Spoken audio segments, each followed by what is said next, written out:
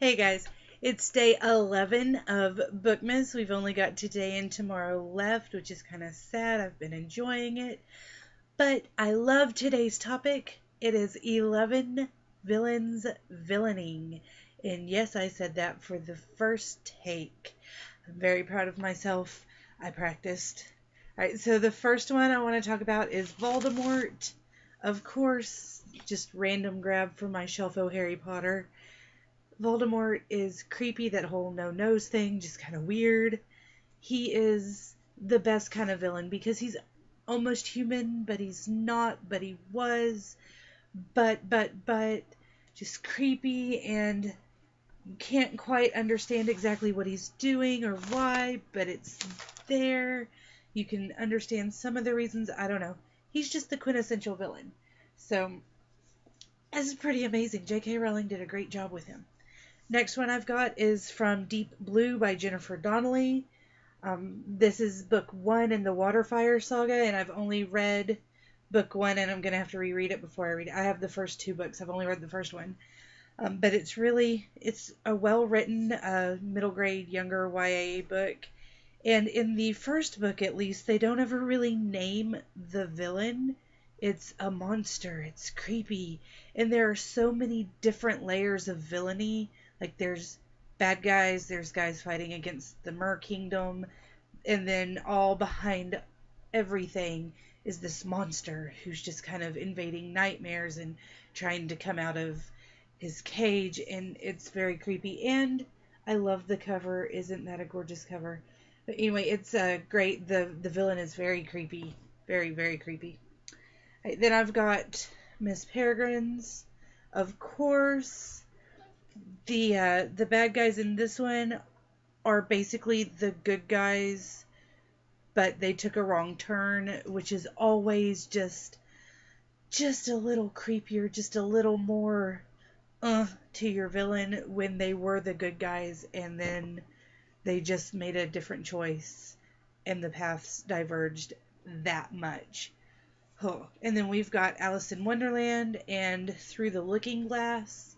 The villains in this are just, you've got the Red Queen, the White Queen,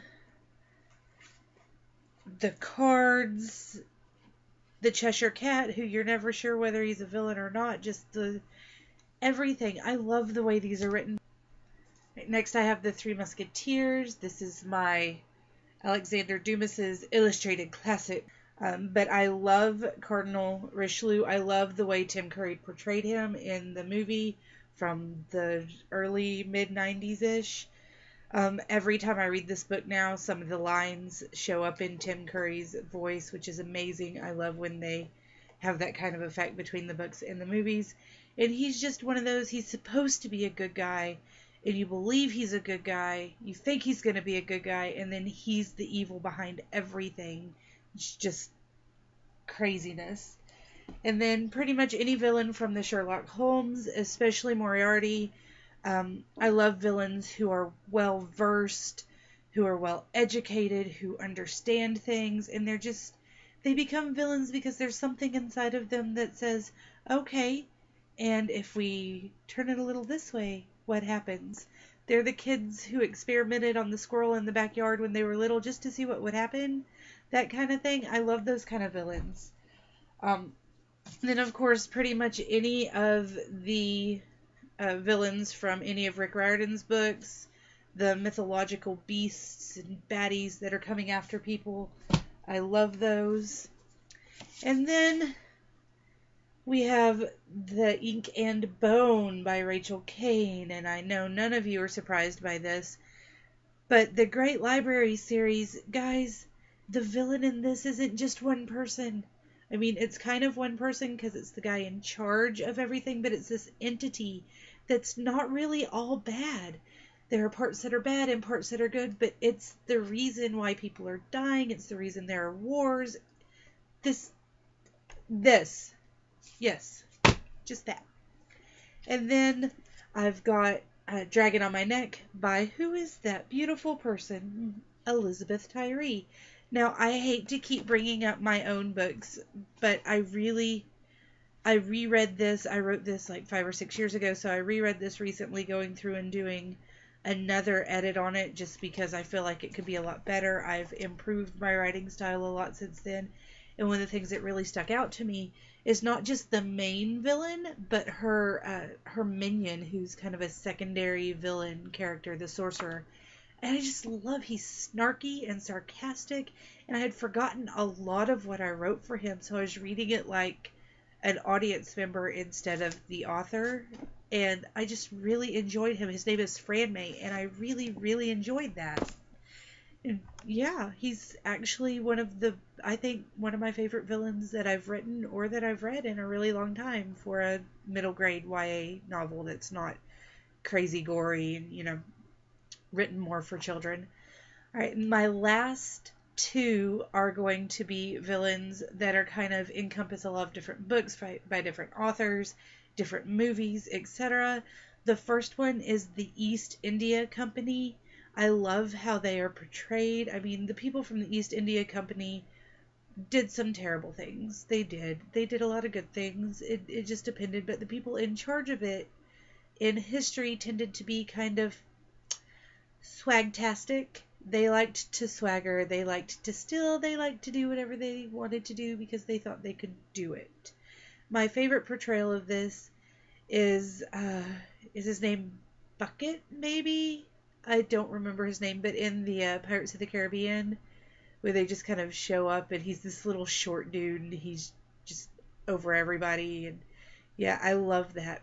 And then finally, one of my all-time favorite villains, and I still don't think that he's completely a villain, but everybody else says he is.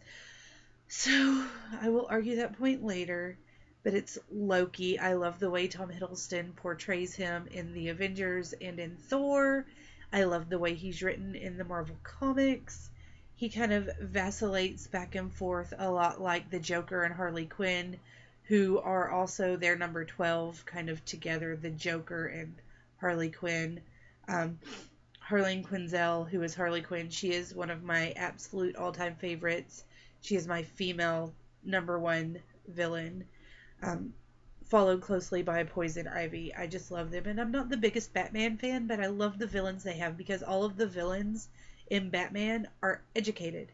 They're not just, well, not all of them, but the main villains, they're educated. They're not just random, people that got superpowers and became villains. Harley Quinn is a doctor of psychology. Poison Ivy is a botanist. She's a PhD in plants and botany. Catwoman, I know in the movie she's a secretary, but she's very, very smart and she's getting her degrees. And so they're all incredibly educated, and I love that. And that's why I love Loki, because he is educated, he is well spoken.